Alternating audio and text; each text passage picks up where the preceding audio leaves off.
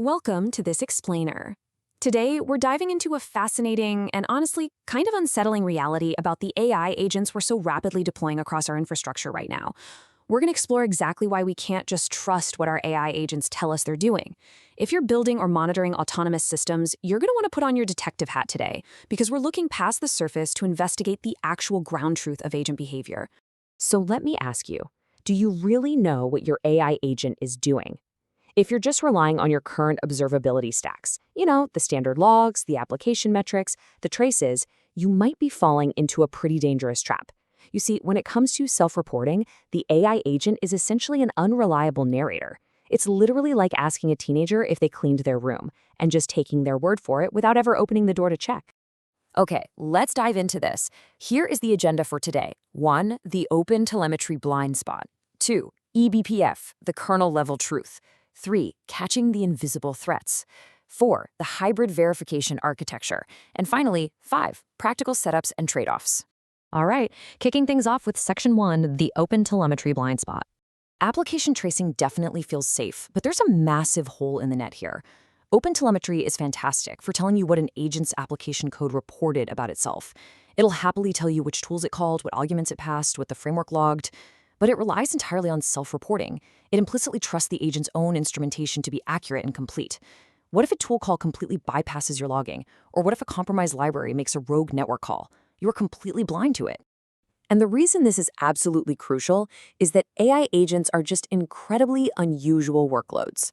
They aren't predictable web servers. Within a single task, an agent might open a file, make several different outbound HTTP connections, spawn a completely new subprocess to run some code it literally just generated, and then write to a socket.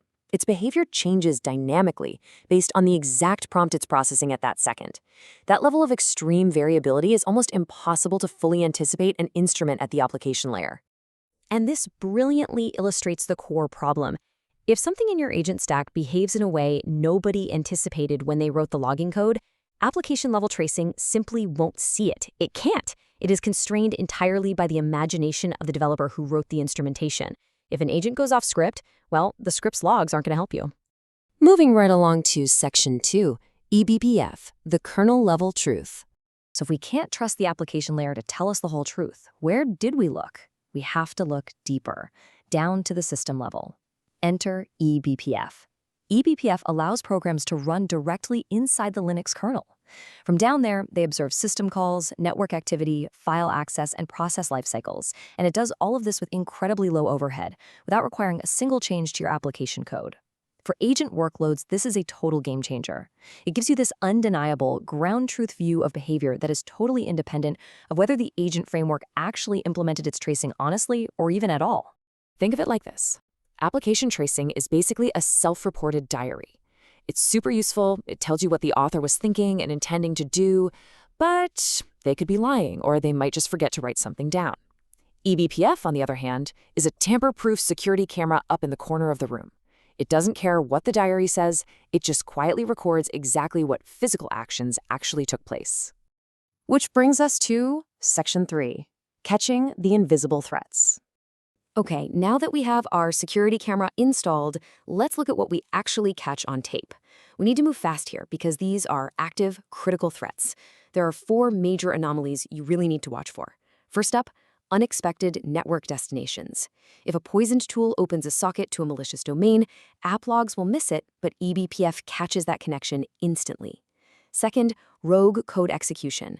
If an agent executes code differently than it logged, eBPF sees the actual processes that were spawned. Third, out-of-scope file access. Say an agent wanders into a credentials folder. eBPF flags that kernel-level file read, even if the app stays completely silent.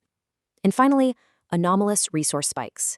Runaway subprocesses or massive memory grabs are undeniably visible at the kernel level. This visibility is so critical right now because of modern threats like agent baiting and tool poisoning, concepts that are heavily tracked by the OWASP GenAI security project.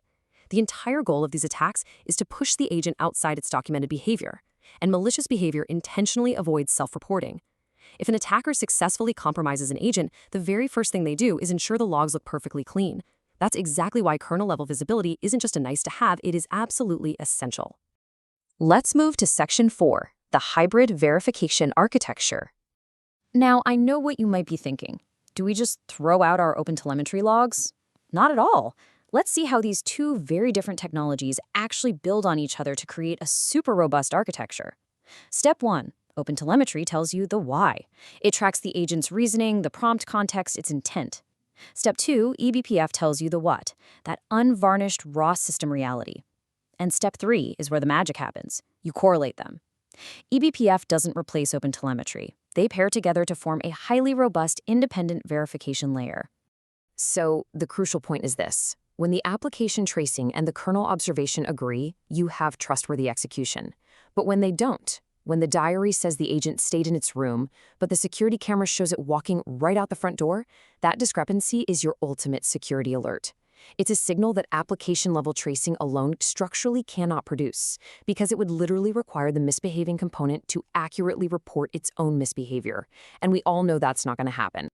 Finally, Section 5, Practical Setups and Trade-offs. All of this sounds amazing in theory, right? But how do we actually build it? Let's step out of the theoretical and into practical implementation. The really good news is you don't need to reinvent the wheel to start. You can use existing general infrastructure eBPF tools, the exact ones you might already be using for network flows and security. You just tune your filters for agent-specific anomalies like unexpected outbound connections or out-of-scope file access. But here is the critical operational detail. You must run agents in highly isolated containers or cgroups. If you co-locate them with other workloads, your eBPF signal for what did the agent do just gets totally muddied by unrelated host activity. Isolation is absolutely key for a clean signal. But let's be real for a second and address the honest trade-off here. This isn't free. eBPF-based monitoring adds some serious engineering overhead. You're going to need kernel-level expertise on your team. You have to manage the performance overhead at scale. And honestly, the most difficult part of all, you have to successfully correlate those low-level kernel events back to the specific high-level agent task that caused them, which means propagating trace or task IDs all the way down into the process environment. Now, what's really interesting about this slide is how it dictates your engineering priorities. Look, you shouldn't build this eBPF layer on day one. Get your application-level tracing rock solid first. But, and this is a big but, if you are running agents with meaningful privileges, like the ability to execute code, access infrastructure, or touch sensitive data, this eBPF layer transitions from a nice-to-have to an absolute mandate. It is literally the only layer that catches the failure modes that application tracing is structurally blind to. Which brings us to our final provocative thought. The NIST guidelines on zero trust architecture are extremely clear. Trust nothing, verify everything. So if you know that your AI agent's logs are easily bypassed or compromised during an attack, can you truly claim to have a zero-trust environment if you aren't observing the unalterable truth of the kernel? It's a really critical question for any engineering team building the next generation of autonomous systems. Thanks so much for joining me on this explainer. I really hope it gave you a powerful new perspective on securing your AI agents.